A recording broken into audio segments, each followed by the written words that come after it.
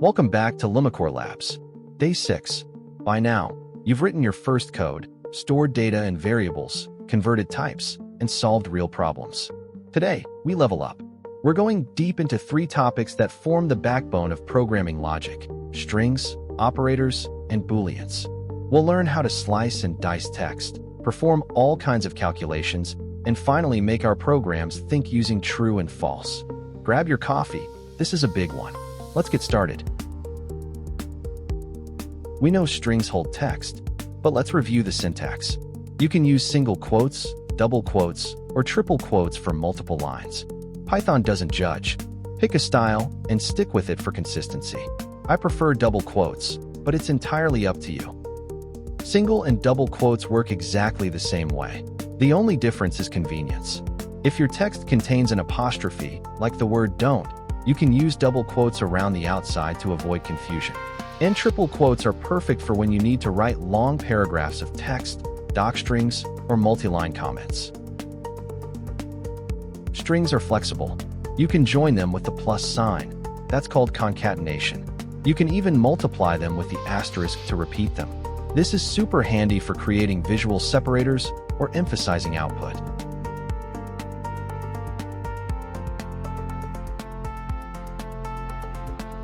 When I concatenate Lumicore and Labs, I also add a space between them. Otherwise, the output would be Lumicore Labs, one word. Python only glues exactly what you tell it to glue. Spaces don't appear on their own. Multiplying a string by a number repeats it. A dash times 20 gives us a neat horizontal line. This is much cleaner than typing 20 dashes manually.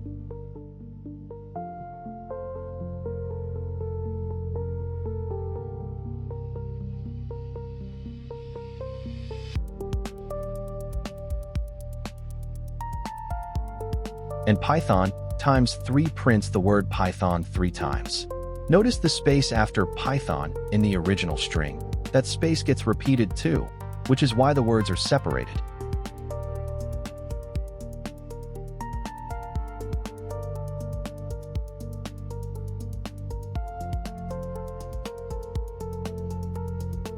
Every character in a string has a position, called an index. Python starts counting at 0. Index 0, that's the very first character. In Lumicore Labs, index 0 is the capital L. Index 4 gives us the 5th character, the lowercase c in Lumicore. Remember, 0, 1, 2, 3, 4. 0, based indexing takes some getting used to. Negative indices count backwards from the end. Index -1 is always the last character. In this case, the S at the end of Labs.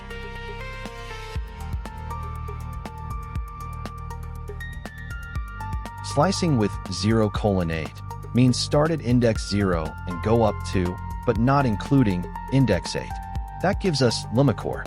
9, smiley face, means start at index 9 and go all the way to the end. That's Labs. And 8 means from the start up to index 8, same as the first slice. The number after the colon is always exclusive.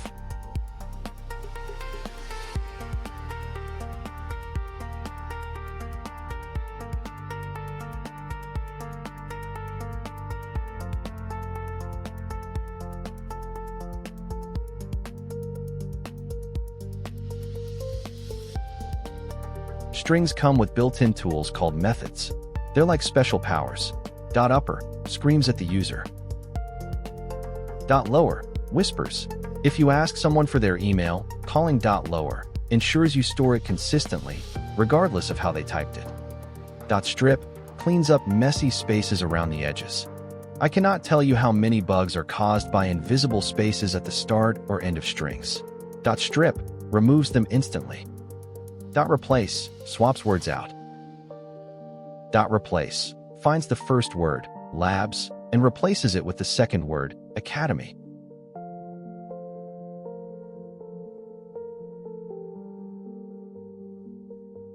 And len tells you how long the string is. Counts every character in the string, including spaces. It's the simplest, yet one of the most useful functions for strings.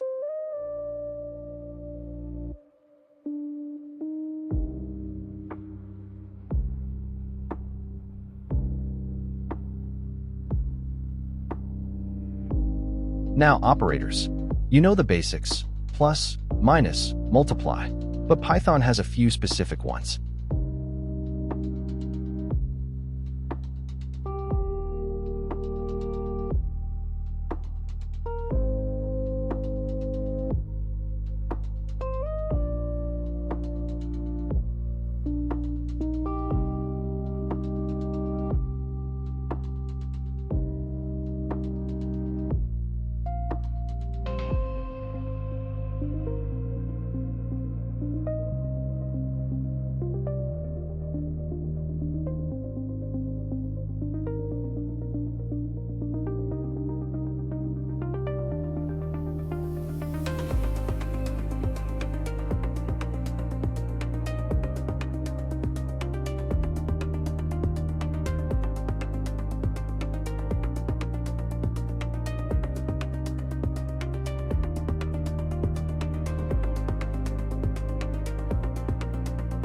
The modulo gives you the remainder, incredibly useful.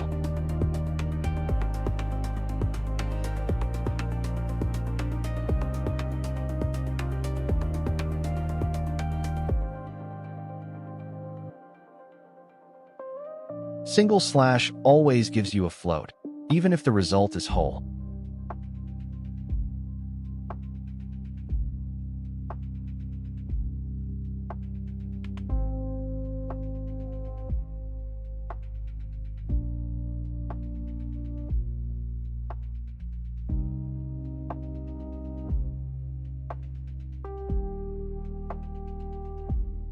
Double slash does integer division and chops off the decimal. Watch the difference between single slash and double slash. 15 divided by 4 with a single slash gives 3.75. With double slash, it gives just 3, no decimal. It drops the remainder.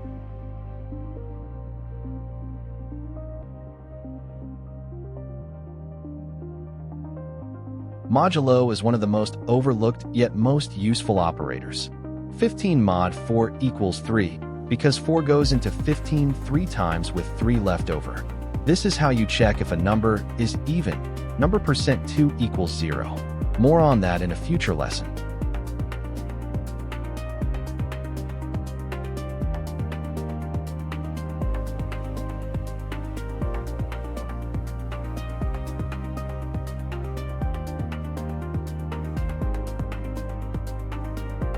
And double asterisk is the exponentiation operator.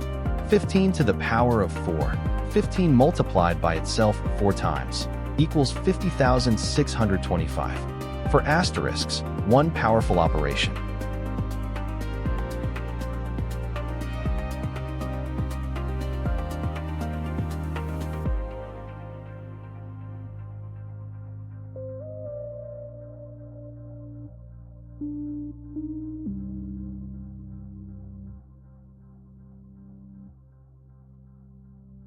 Now we enter the mind of the program. Comparison operators ask questions. Is A equal to B? Is A greater than B? The answer is always a Boolean, true or false. These are the building blocks of decision-making.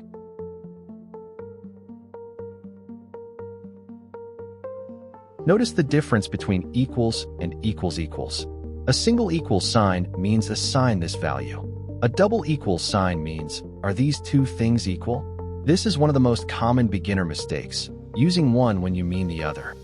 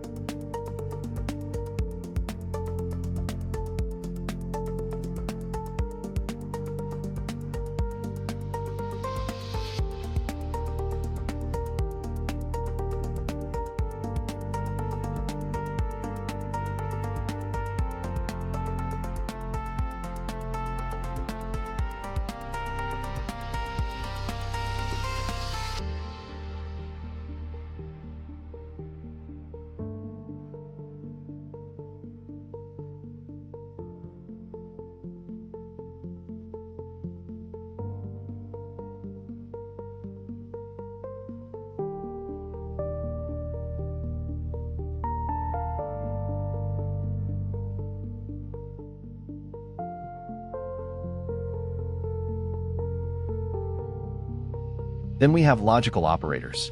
And, or, not. They combine Booleans to make complex decisions, and requires both to be true, or is happy if at least one is true, not flips the truth.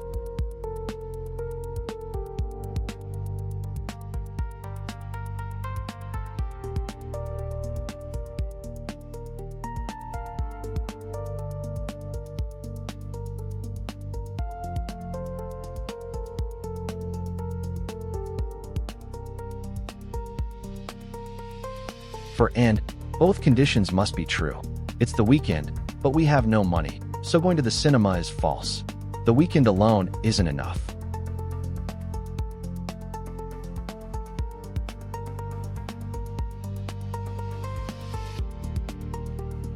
For or, only one needs to be true.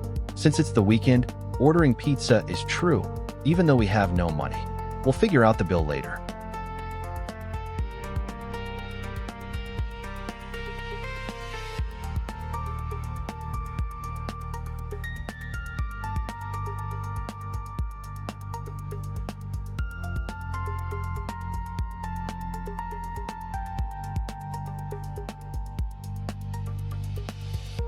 Let's bring it all together.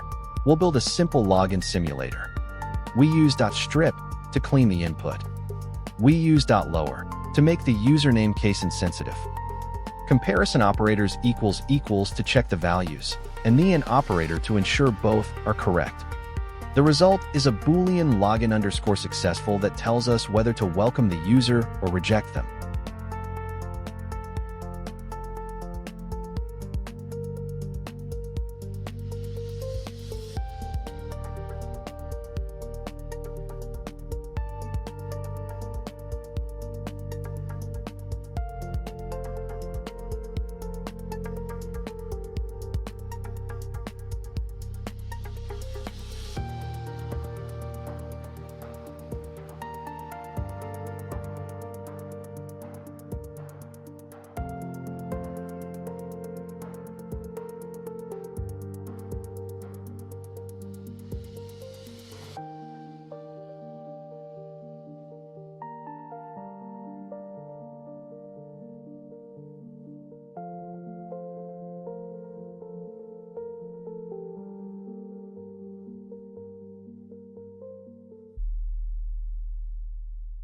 I store the comparison result in a variable.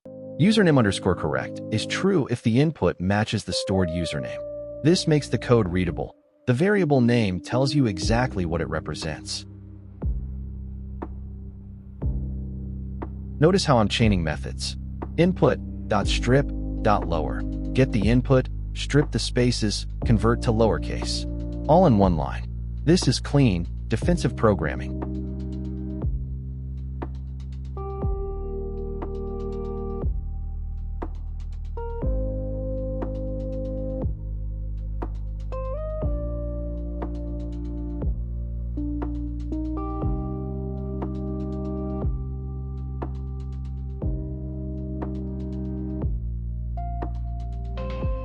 Both must be correct, username and password. The and operator combines them into a single true or false value that determines access.